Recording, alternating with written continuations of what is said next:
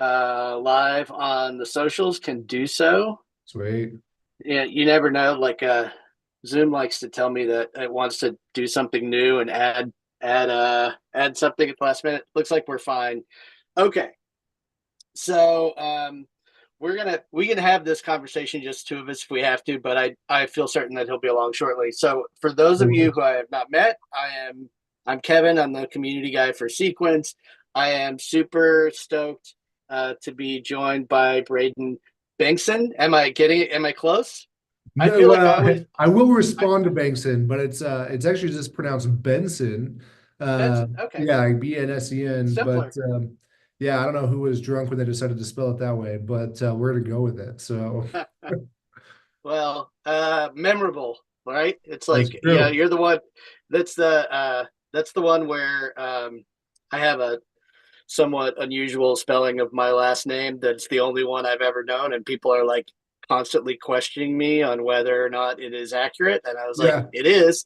So yeah, I we promise could you. trade stories.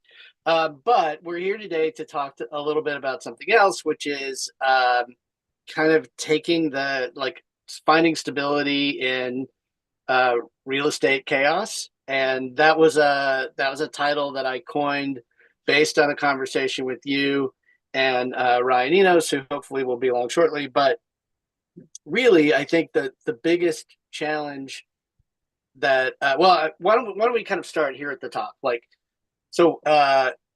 First of all, give me a sense of like, tell me a little bit about your background. Can you Yeah. tell everybody what you do for a living, and that'll sort of tee us up contextually. Yeah, absolutely. So again, my name is Brayden Bengtzen. I'm actually a real estate broker. I work in the Salt Lake City, Utah area. Been doing this game for just over 12 years, coming up on my 13th year here. And so it's been a great job. I mean, great to have, and a lot of people, great people to meet, and it's been a really good thing. Awesome.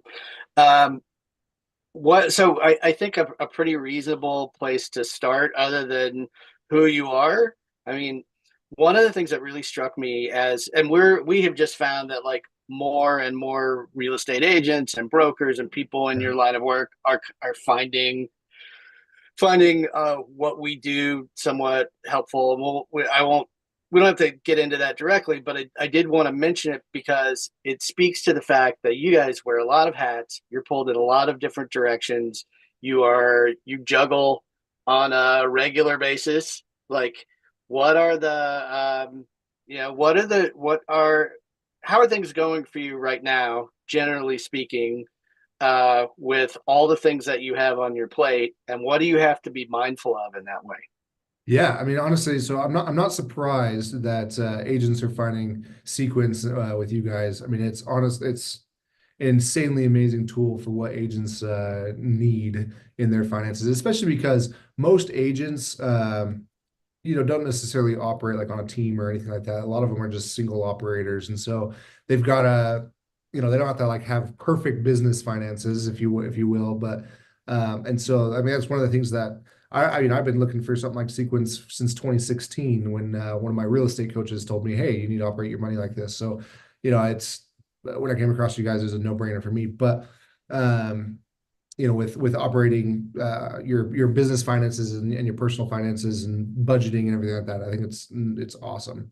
Um, but overall, I mean, in the market right now, the real estate market, I'm sure I'm not with, I'm probably in good company here with other real estate agents where, it's a tough market at the moment. Interest rates have brought down a lot of, or it actually made a lot of buyers be sidelined, which is kind of making transactions interesting. And obviously, it depends on where you're at in the market. Thankfully, in the Salt Lake City, Utah area, we're actually one of the top 10 growing states markets right now. So we haven't seen like a dip in prices at all. It's still technically a seller's market, but it's definitely a little bit a little slower, I guess, if you will. So Slower than you would anticipate. yeah, yeah. So I'd say slower than normal. Definitely nowhere near the COVID years. The COVID years were kind of insane, but I wouldn't count that as a normal market either. So, Um, but I do like it better now than in COVID, but I definitely would prefer more deals than not, if that makes Uh, sense. Oh yeah, for sure. Well, one of the things that you guys talked about when we kind of did our pre-call about this conversation was the fact that there is like it's volatility is not unusual. Doesn't really necessarily matter what the market is. Doesn't necessarily matter what's going on in the world.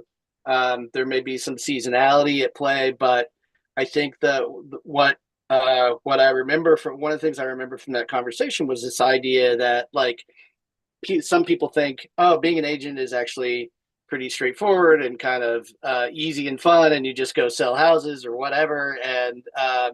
And what people don't get told is like, okay, maybe I had a really good March, but maybe I don't have a very good April or a February.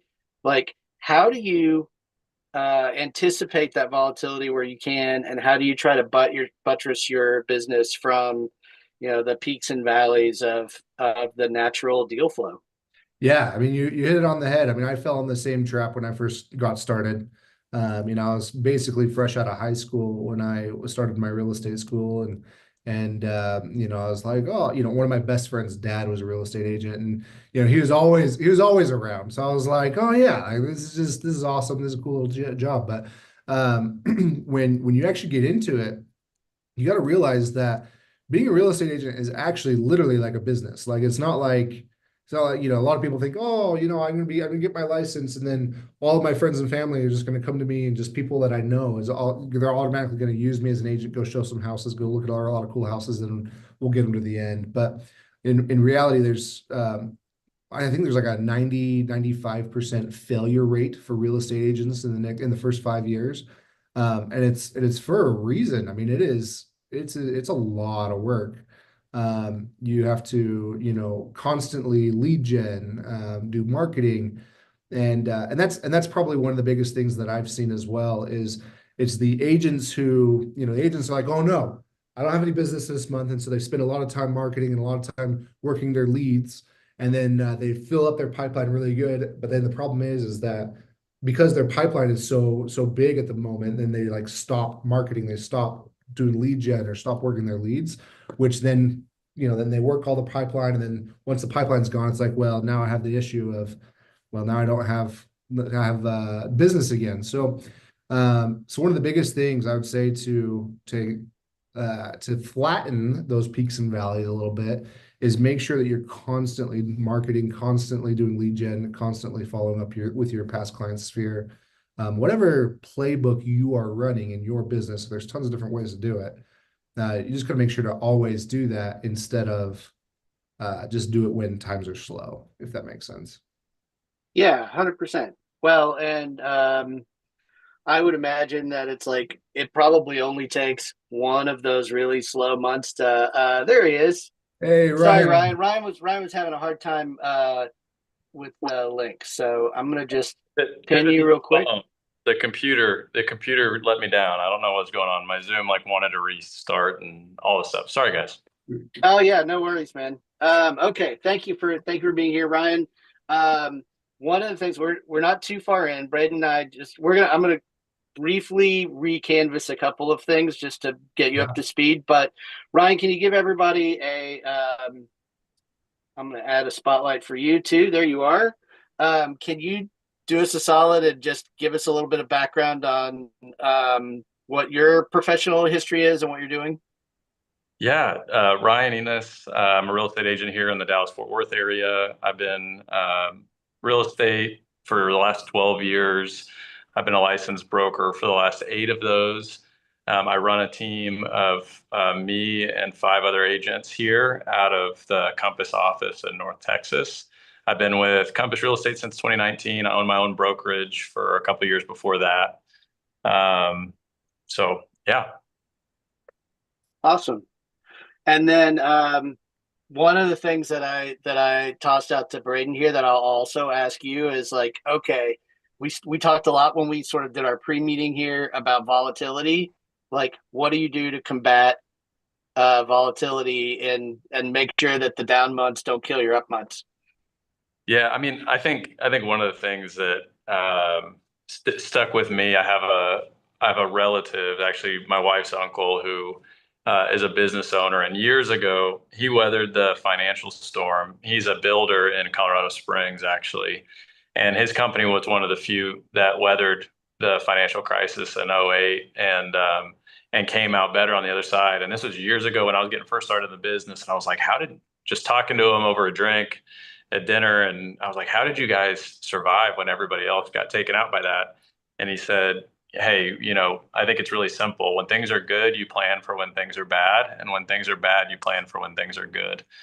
And I think right now, kind of the proof is in the pudding if people were planning for when things could get bad, while things were good. And I think the biggest way that you can weather, instability in this job, in this industry, is making sure that you have, a rainy day fund, that you're living below your means, that you're kind of addressing your overhead and capital expenditures every month, and not needing it to be a great year for you to break even.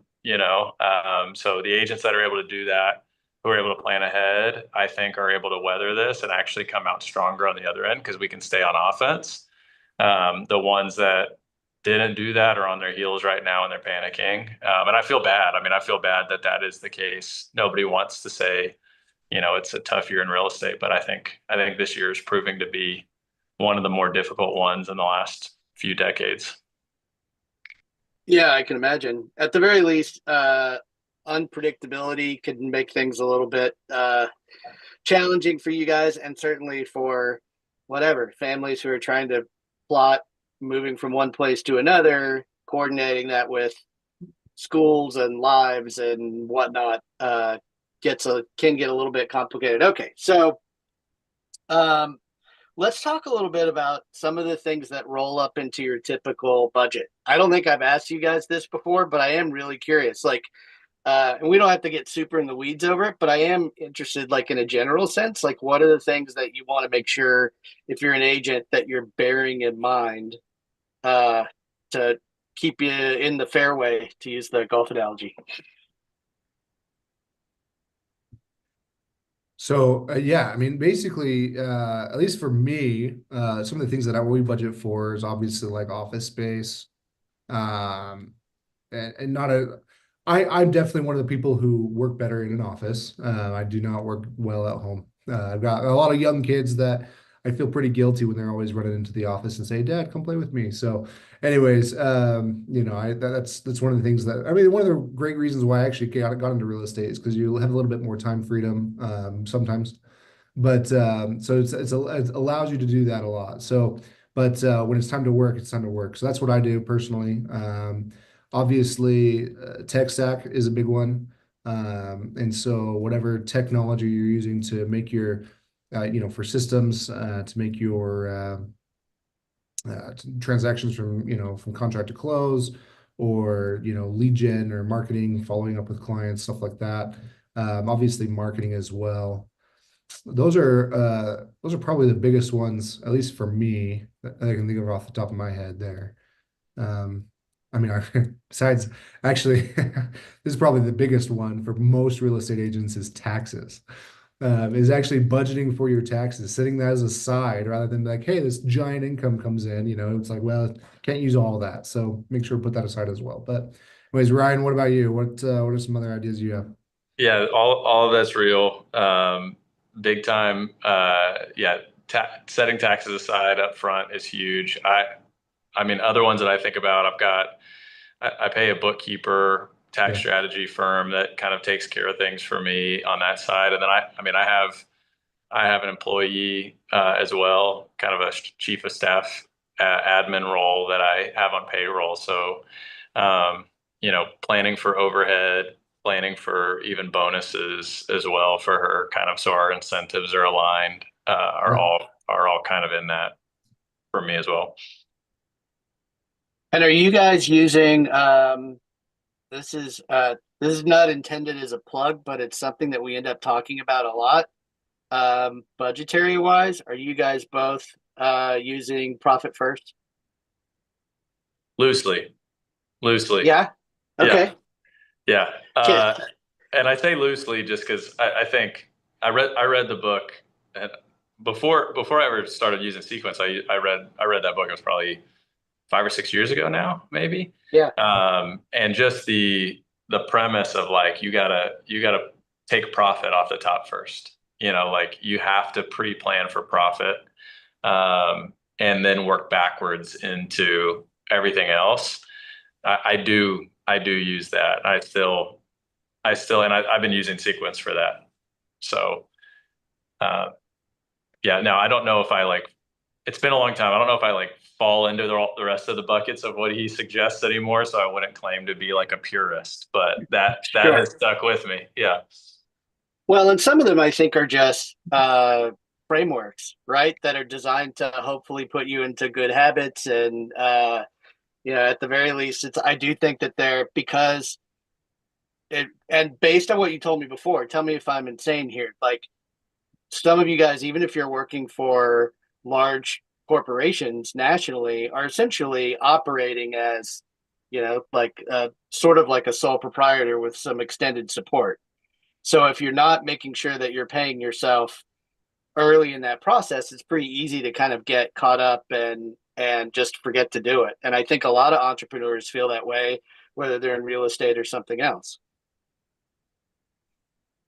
Yeah. Yeah. Agree? Disagree? Am I insane? No, I That might think be a separate question. no, you're good. No, I agree with that 100%. Cool. All right. Well, we talked about the sequence thing, so we don't really have to go back there. But I do want to ask you guys about your tech stack. Like, we didn't really talk about this in our pre-call, so I'm spraying it on you a little bit. But what are some tools or platforms that you use in your day-to-day or whatever, month over month, that you like, that you think maybe more folks should give a shot to if they're in the real estate game? Who do you want to go first? Oh, either way, like that. Yeah, it doesn't. Ryan, I'll put you on the spot first. Put me on the spot. Okay. Well, and this isn't a plug for Compass, but one of their big things is everything is kind of an all-in-one technology platform for agents. So, we have kind of a CRM, transaction coordinating, e-signatures, marketing, all of it is up under kind of one technology platform within our brokerage, which is nice. So that keeps it pretty simple for me because I likewise as broker owner, I used to spend a fortune on different technology suites from zip forms to dot loop to DocuSign to all the things.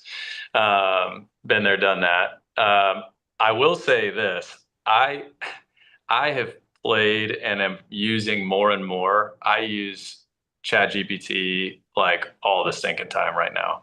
Yeah. And it started out like simple stuff like copywriting, like listing descriptions. More and more I've started to like really use it for like creative marketing, planning and executing on different things. We're doing and I won't be too long-winded on this, but we're starting something as a new like marketing initiative in our business that we're basically calling it a thank you club, but it's for people who have referred us business in the last year. We're sending them a box once a quarter with a cool gift and a note, and just making it like a really thoughtful thing. And I say we because my business partner Colin Roberts and I are doing it together, but we basically collaborated with ChatGPT to plan this entire thing and execute on the letter that's going to go in the box, like how it's going to work and all of that. And man, it sped us up. It's been neat to kind of see, how much that can save time. For sure. Brayden, how about you? So I am an extreme automation person. Where I'm like, you know what? Gosh, I don't know. It's probably 8, 10 years ago. I can't even remember what the book's called anymore, but I read a book. Um, Anyways, where it's just like, hey, where basically it says laid out a framework of optimize, automate, outsource, right? And so it's like optimize your workflows, automate as much of those workflows as possible, and outsource the rest. And so what I did is, I was very similar to Ryan way back in the day, where I had a whole bunch of different software platforms that I kind of duct taped together with PVC pipe and like Zapier and stuff, different things that make it all work. But about 6, 7 years ago, I was actually introduced to Zoho, which is in both of your guys' areas. Yep. Yep. And anyways, Zoho platform basically it's an enterprise platform that they've got like 60 different apps all under one small subscription. It's like $45 a month. And anyways, it has CRM, e-signatures. I mean, literally like everything you can think of, social media, project management. I mean, there's so many different things that you can actually use. There's like bookkeeping software.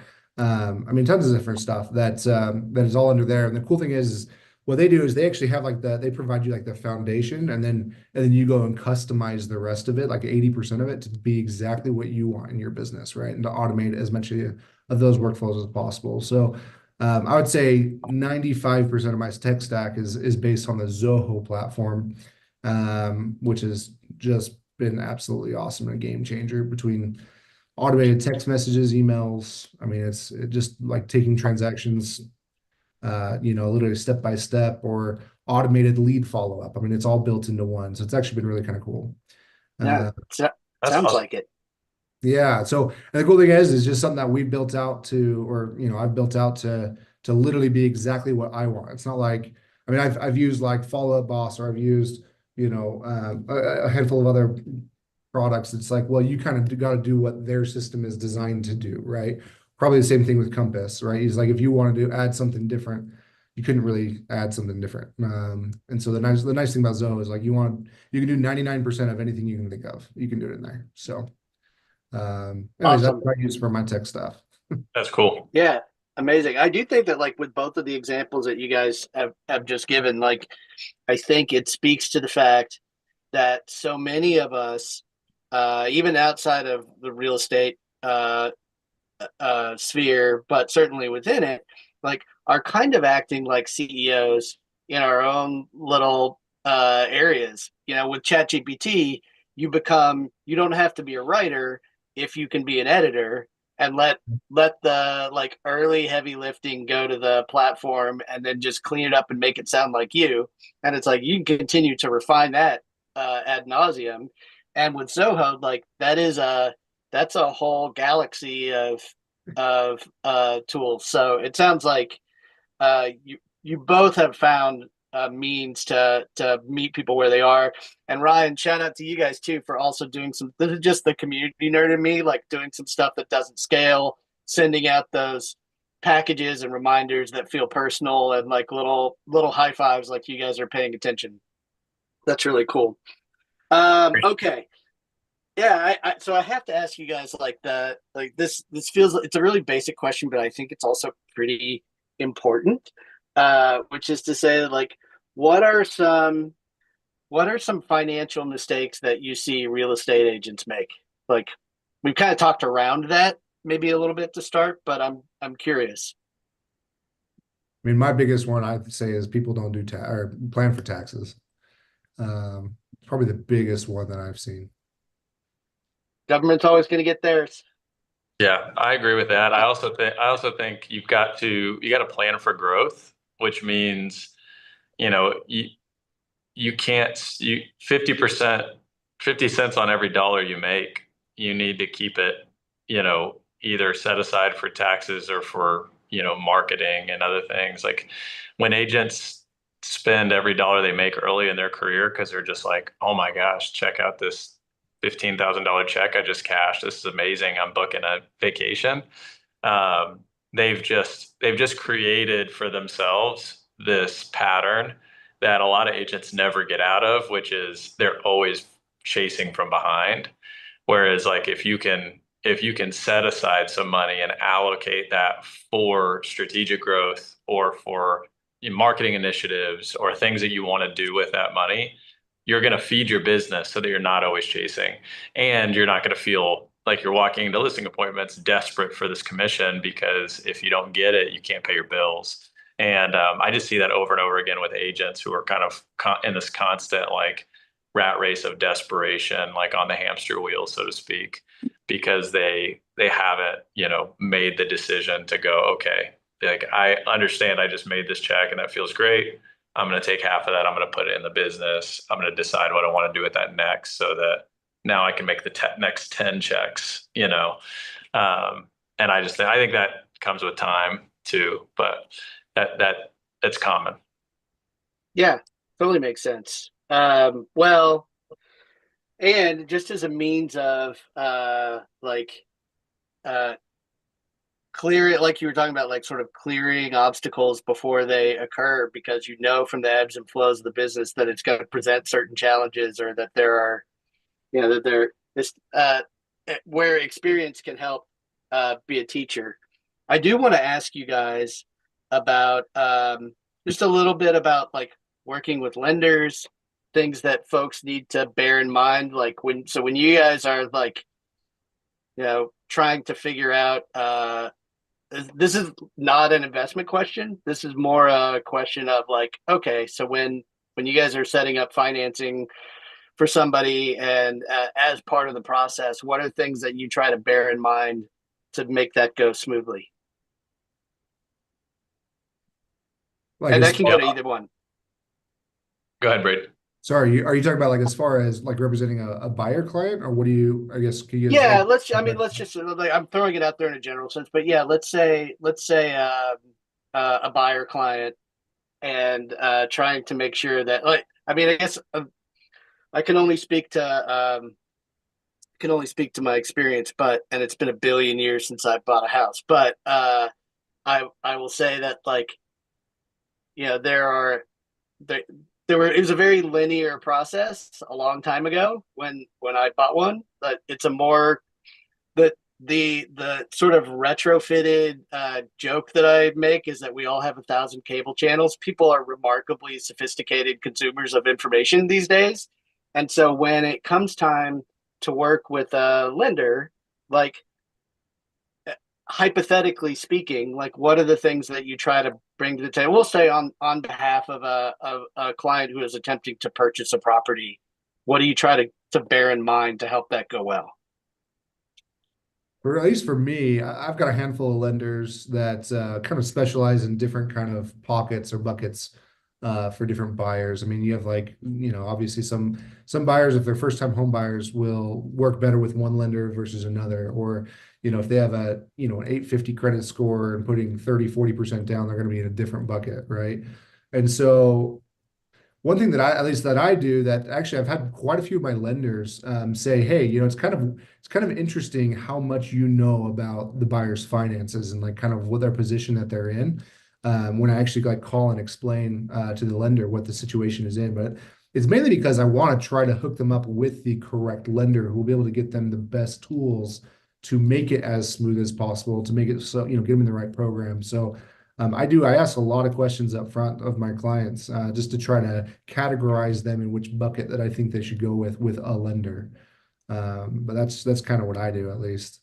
Yeah, that's great. I think kind of building on that, I think it's so important as an agent.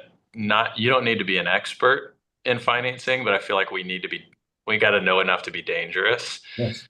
to really like avoid the certain pitfalls. Like for instance, early in the business, if you told me that you were a self-employed person buying a house, that'd mean nothing to me. But now, 12 years in, you tell me you're self-employed, I'm going, okay, well, how long have you owned your business? Yep. You know, this matters, you know? And so it's like the questions, you know, are going to come up so that when you tee them up to your lender, you can go, hey, this is something you need to look at early in the process. So it's not week 2 or 3 of the contract and now this explodes in our face. I think I think that's a big deal. And then the other thing that I think about with lenders, or what I look for in a good lender, because to me, I'm like, you and I, Brayden, know like a good lender can make or break a deal. And I want a lender who's going to be a problem solver. Like, there are lenders that are like, if it fits in this box, I'm going to crush it. And then, but if it's outside of that box, like, I'm just going to do the least to try to figure it out. The great lenders are like, they're magicians with identifying and solving problems. Like a lender I've worked with for years, I had a deal where a client had a late payment on their mortgage and it was going to tank their ability to get financing. And he went with them to the lender to get them to write a letter to send to the credit bureau to resolve the issue so they could get a loan. Without him, it doesn't happen. But Right. most lenders will not go that far.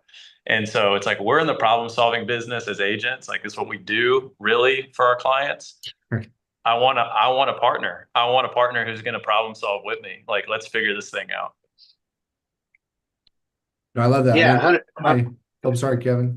No, you're fine. One Go of my ahead. early mentors used to always say, "We get paid to solve problems." Like that's literally it. So same thing. And part of that problem solving is yeah, the extension of a lender, right? It's like, hey, we're solving that problem ahead of time by finding somebody who can solve those problems that we can't. So I love it, man. That's great. I think that my biggest takeaway from this part of the conversation is that there are different lenders for different types of situations, and like having your like a full deck of or whatever You your got your batch tech of stack and your lender stack. Yeah. right, exactly, yeah. I'd actually say your Again, lender stack's probably more important. Yeah, probably. Yeah, that's right. all right, well let's talk about I'm gonna circle back to finances. And specifically, we talked about stuff like profit first, but I'm interested now in understanding what you guys do to separate out your personal and business finances as a out there in the wild, right? So it's like it's very easy. We talked about like making sure you pay yourself, but there's also the opportunity pretty regularly, I would imagine, to commingle your money if you're not careful. Totally. And that can go to either of you. I'll start speaking to this.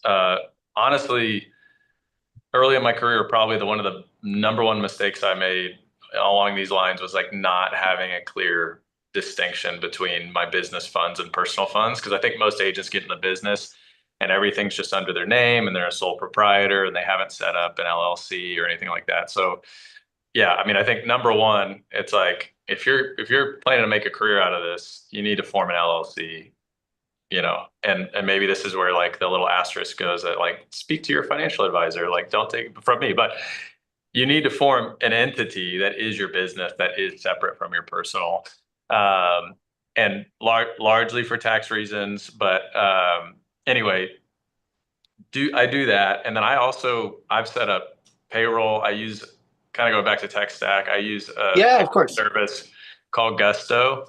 It's a great payroll service for small businesses. And the way that I've actually set things up is I have opted to be taxed as an S corp. I'm an LLC being taxed as an S corp, and I pay myself a paycheck in the business, and then I take distributions on top of that. So I get paid every 2 weeks out of my business, a certain amount, kind of like a pretty, I would say, conservative paycheck that I pay myself. And then anything else I take as a distribution of once a month out of the business. And so in that way, like kind of keep things separate. By the way, quick sidebar to for any of you guys who are following along on the stream, we'll talk a little bit about how you can ask questions or contact everybody when we wrap things up here. For any of you guys who are sitting in the session with us, if you have questions, feel free to drop those into chat and we'll pick them up. But okay, so this is one that's cliche, but I gotta ask it. What do you know now that you wish you knew when you got started, Brayden? Oh man. So I'll be honest. I when I started in real estate, I definitely was in the I didn't manage money well at all. And so I got, tax issues, got, just in cash flow issues, if you will, where it would make it so I had times where I marketed a lot and then times where I stopped marketing, which is not ever a really good thing. And so if I were to go back, I would 100% learn how to manage cash flow better. So that way, because once you can manage cash flow, in my opinion, everything else kind of smooths out. And so, because you can do, consistent marketing and lead gen, which makes it so you have consistent business, and you can weather, downturns like now. You can have a larger emergency fund, a rainy day fund, right, where you can actually keep marketing, even though you might not have as much income coming in, but at least you can kind of stabilize these lower markets now. So I'd say, in my opinion, it boils down to managing cash flow is probably one of the most important skills as an agent. Stands to reason. Ryan, what are your thoughts? Yeah, that's good. And if I'm just talking generally about life as a real estate agent, I think a couple things that I wish I knew at the beginning, like this is going to take longer than you think to build. You know what I mean? It's like it was slow. I tell people building a real estate business is like pushing a boulder up a hill, and it's like every inch is hard fought at the beginning. Yeah, yeah. And then at some point you look up and like things start flattening out, and like all of a sudden you're like, oh, I can push this thing. And then eventually you get to the other side of the hill and it starts rolling down the other side of the hill, and then you gain momentum, and then the referrals are just coming and you're not having to fight for every inch. But at the beginning, it's like, man, every inch is like soul crushing, hard fought. Like I tried to quit real estate like 2 or 3 times and my wife wouldn't let me. So thank God for her and year two. But so there's that. And then I think the other thing I would say is every dollar or like ounce of energy spent on your existing relationships and past clients is worth 10 of any dollar spent on cold leads or marketing to people you don't know.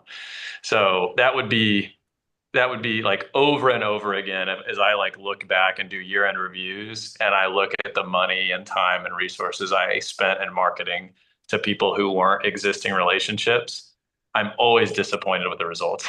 And I always look back and go, man, I really should have doubled down more on my existing relationships.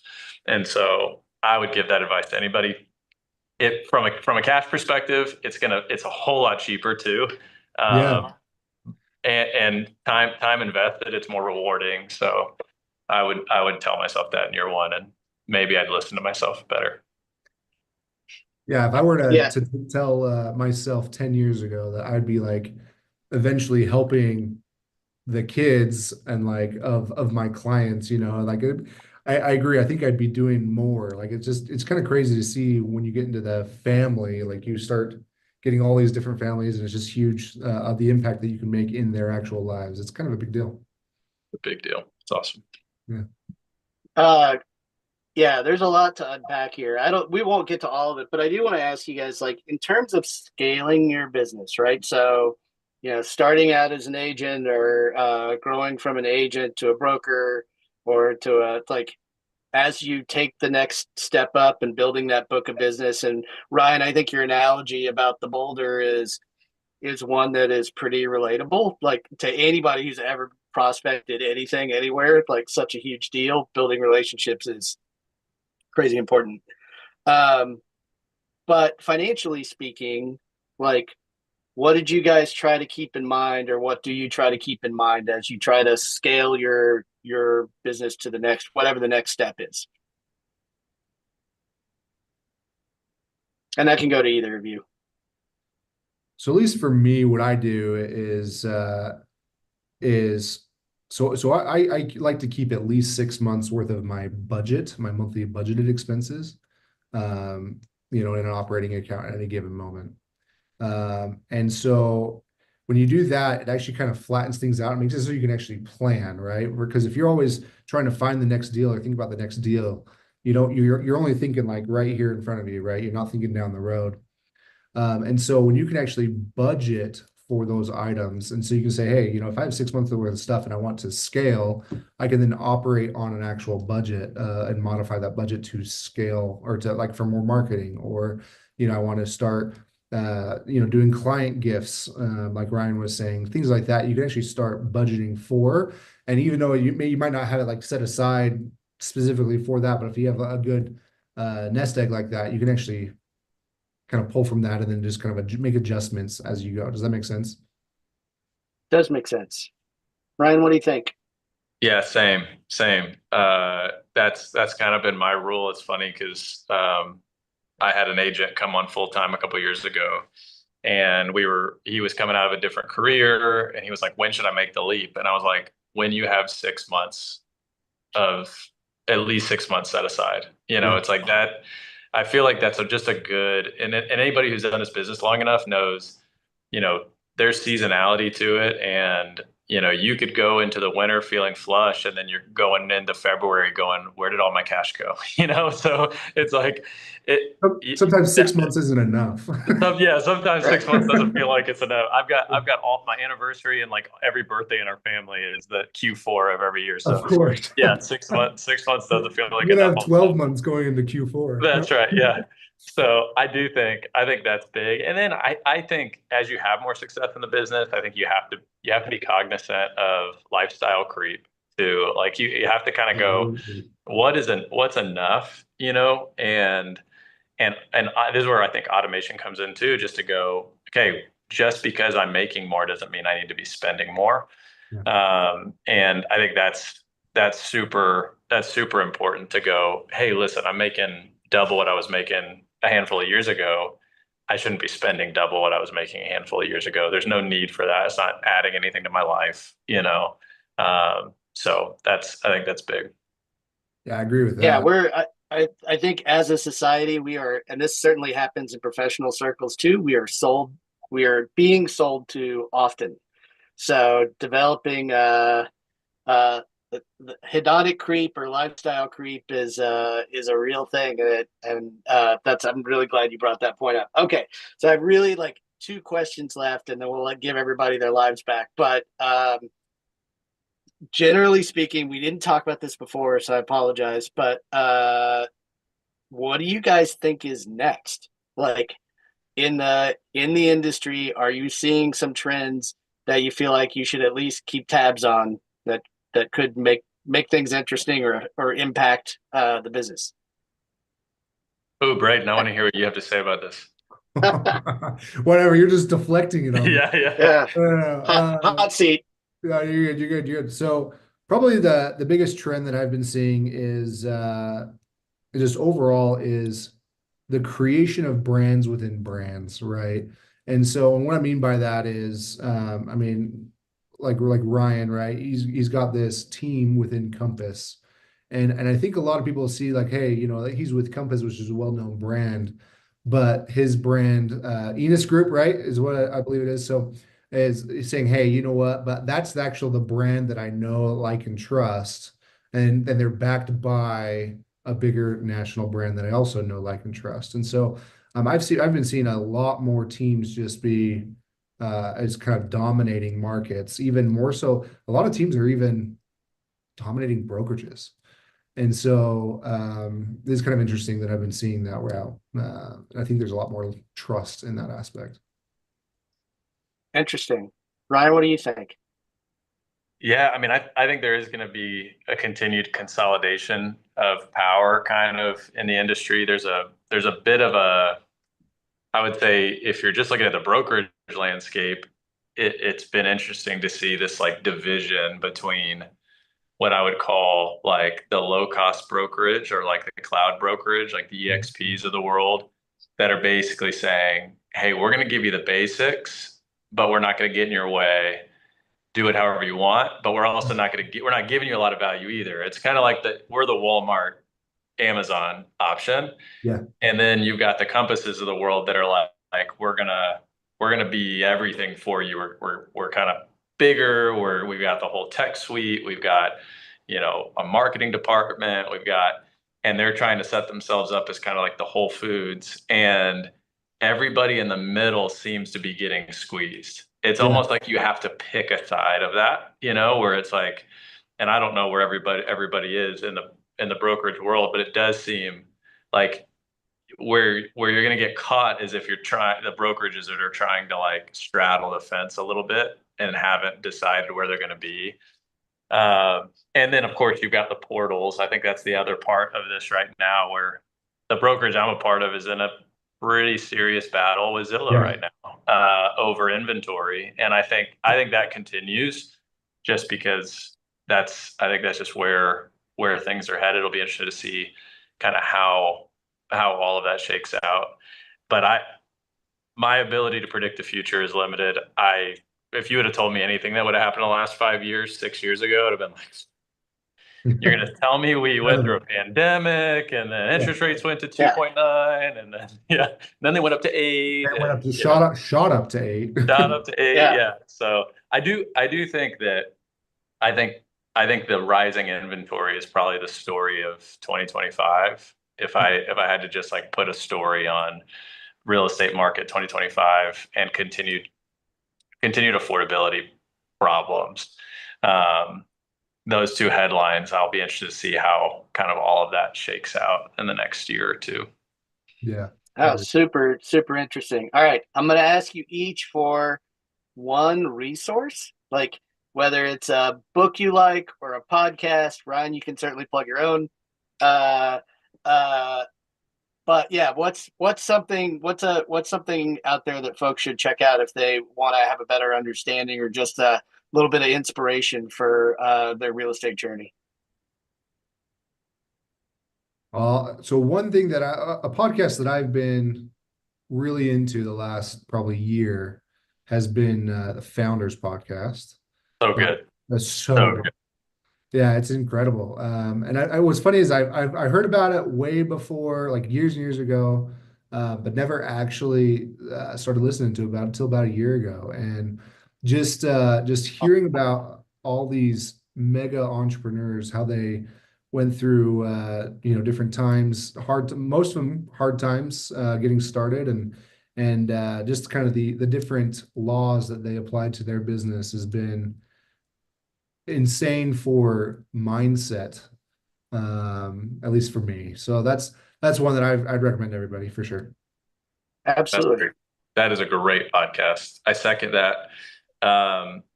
My favorite podcast is called How I Built This. Guy Raz, That's a good one. a good one. And it actually segueing to the podcast that me and Colin started. It's called the Principled Podcast, and that's Principle, Principaled. And we interview the top agents in the nation. Now, we based it off of How I Built This. So it's like it's almost the idea of like getting people's, business stories for the top agents in the nation. That's been fun. Now, one that I don't know if anybody would naturally just come across. There's a book called Excellence Wins. I love reading about the hospitality industry. I think we're in the service and hospitality business more than we're in the sales business. So I love anything like really well done hospitality. There's a book called Excellence Wins by the co-founder of the Ritz-Carlton. His name's Horst Schulze. He's German. It's awesome. It's just like awesome. Anybody in this industry would get a lot out of it. There was another book called Getting Naked by Patrick Lencioni. I think he's written a lot of books, but this is it's incredibly applicable. It's kind of like a business parable. It's got a great title. It's not about actually getting naked, but just trust me, getting naked. And then last one was Shoe Dog by Phil Knight, the founder of Nike. It's like his business. Oh, it's a good one. It's awesome, and I think it's good this year, just because this year's a dogfight in real estate. I feel like all of us are kind of in the weeds, and his business almost failed like 17 times. I mean, his whole business journey is just like him overcoming one challenge after another challenge after another challenge, and now building this like incredibly iconic brand. So those would be my plugs. Those are so many good examples from both of you guys. Thank you a bunch. By the way, I will also throw out, especially given your vibe on the stuff that you've been soaking up, Unreasonable Hospitality. So good. Written by a guy who ran an award-winning restaurant in New York. In fact, this is just a silly sidebar, but I'll throw it in there. In the episode of The Bear, if anybody watches the Bear TV show, he produced that. He produced that, I think. Yeah, well, it's like, his book's all over it. Like Yeah. where Richie learns to go work at a fine dining restaurant. It's fascinating. Anyway, okay. So last thing, where can folks find you if they want to touch base or have a follow-up question? And for those of you who had a hard time getting in today, I am going to send around to anybody who RSVP'd, or if you want to send me an email at kevin@getsequence.io, I will send you the full recording from today. But where can folks touch base with you guys if they have a question or just want to find you or learn something else? I mean, honestly, for me, the easiest way to get a hold of me is to email me. And so my email is Brayden, Brayden, at houxo.com, and that's HOUXO.com. So that's gonna be the easiest one to reach me. But anyways, feel free to email me. I'll always get back to you, and I always love helping other people with anything. But I'd say my superpower would be tech stack stuff. So if you have any questions with that, let me know. All right, awesome. How about you, Ryan? Yeah, you can email me too. First name Ryan, last name Enos, Enos @compass.com. Also, I am on Instagram. It's Ryan A. Enos, @Ryan A. Enos on Instagram. Amazing. Yeah. Well, thank you guys both. I really appreciate it. Apologies to Ryan for the hiccups and trying to get you in here, but we're going to send this around to everybody. Thank you for those of you who sat in with us, for you guys who've been keeping up with the stream. I hope for all of you in the real estate game, I hope you have a wildly successful, not complicated at all summer. And guys, I will look forward to catching up with you again soon. Thanks so much, Kevin. Thanks, Ryan. Appreciate you. Appreciate you.